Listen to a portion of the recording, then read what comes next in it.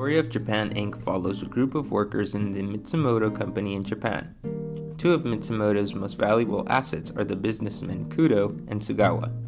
Kudo is shown to be kind-hearted and empathetic towards the needs of the people, while Sugawa is cold and uses underhanded tactics to ensure profit. The two are seen displaying their business acumen in response to events such as the shift in power in the automobile industry between the US and Japan, and the movement of manufacturing plants to the US. Their story recounts the experiences of Japanese businessmen as Japan's economy develops and expands to become a more prominent player on the world stage. Japan's highly traditional society experienced significant changes after their defeat in the Second World War. Japanese industry gained its competitive edge by copying Western products, improving upon them, and selling them back to the West for cheaper prices. By 1989, Japanese officials became increasingly concerned with the country's glowing assets bubbles, and the Bank of Japan decided to tighten its monetary policy. The comics involve a lot of plots showing the business between the company and the banks. Reading about economics, many authors would choose to write in text to describe economic principles such as international commerce and currency exchange. However, Hishinomori chose the format of a comic to explain them. There are many things comics can do better than the medium of text, including forming a more intimate relation between the material and the reader. In Understanding Comics, Scott McCloud talks about how the simplification of a human face makes it easier to relate to. In our minds, we view our faces not as they actually appear, but in a simplified manner, similar to how cartoons are drawn.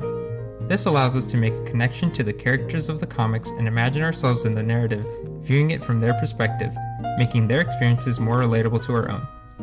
McCloud also mentions how abstract text is perceived information while pictures are received, meaning that text requires a greater level of perception to understand when compared to images. Writing about economics using cartoons instead of the text thus retains the attention of the readers by facilitating their reception of the information being presented. Japan Inc. makes use of the simplification made possible through comics to ease the reader through an understanding of the Japanese economy by crafting a narrative that allows readers to envision the role of economics in relation to their own lives as they follow the experiences of characters. However, although the concepts have been simplified, they are not simple. The main characters of the comic, Kudo and Sugawa, have opposing views on how to do business. While Kudo is concerned with the welfare of both workers and consumers, Sugawa's primary focus is on how to make profit.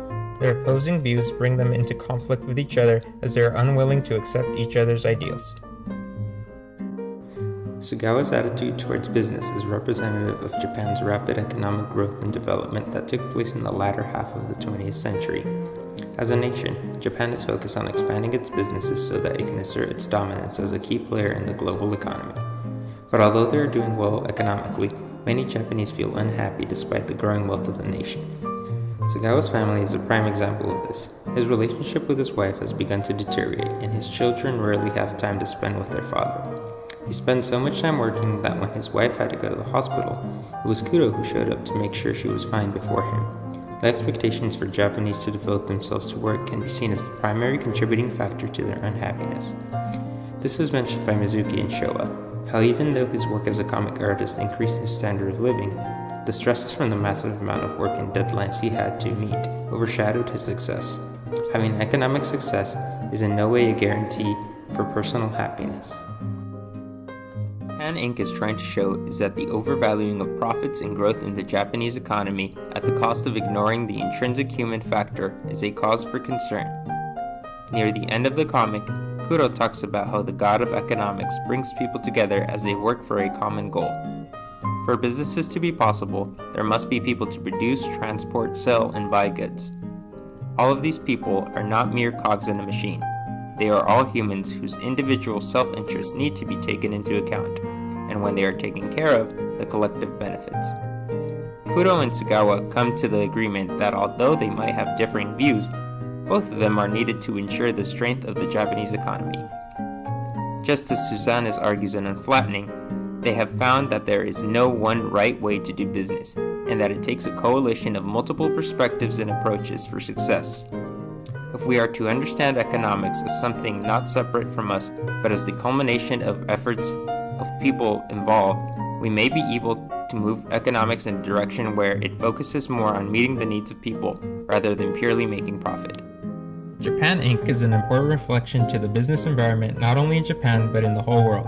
From the bigger content, the comic involves the broad view of the whole economic environments in Japan.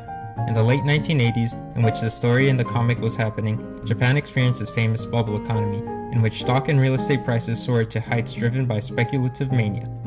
And from the smaller point of view, the comic shows that business's world is a realistic and harsh world.